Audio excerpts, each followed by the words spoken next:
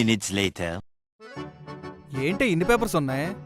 కొంపతీసి ఈ కొంపని కబ్జా చేయడానికి ట్రై చేస్తున్నారా ఏంటి? ఎలాగో వచ్చావు కదా ఆర్య, కొంచెం ఈ డాక్యుమెంట్స్ స్కాన్ చేసి పెట్టవా? ఎవరివే ఈ డాక్యుమెంట్స్ అన్ని? నాయే సార్. నీవా? అట్టదారిలో ఆస్తులు సంపాదించిన వాళ్ళకి కూడా ఇన్ని డాక్యుమెంట్స్ ఉండవు కదా చారు. ఊరుకోండి సార్, ఇదేమో ఆధార్ కార్డు, ఇదేమో బ్యాంక్ పేపరు, ఇదేమో. అమ్మా తల్లి, నువ్వు మళ్ళీ మొదలెట్టకు, నువ్వు చంపి జైలుకి వెళ్తా నేను. అదేంటమ్మగారు అలా అంటారు? మీరు ఉండవన్నందుకేగా నేను కూడా ఉంది. ఊరుకో సుధా, ఇంత చిన్నదానికే ఇలా అయిపోతే ఎలా? అవునా, సరే చెయ్యి, నువ్వే చెయ్యి.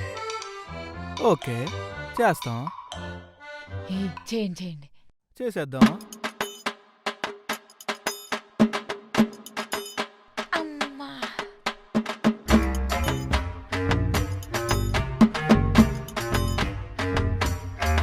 15 minutes later.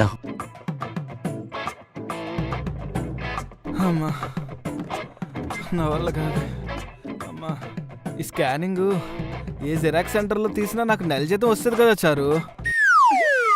ఇన్ని డాక్యుమెంట్స్ ఉన్నాయంటే పొరపాటున పాకిస్తాన్ వాళ్ళు కబ్జా చేద్దాం అనుకున్నా కుదరదు కదా.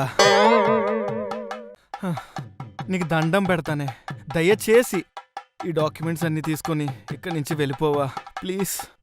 అంటే అమ్మగారేదో పనన్నారే. ఈ ఇంటి పనే కాదు, ఈ గలీలో అన్ని పనులు నేనే చేసుకుంటా. అర్జెంట్గా పేపర్స్ తీసుకుని వెళ్ళిపోవా. అంటే అమ్మగారు అది. అంటే గింటే అన్నావు అనుకో, పొడుచుపాటు దొబ్బుతా.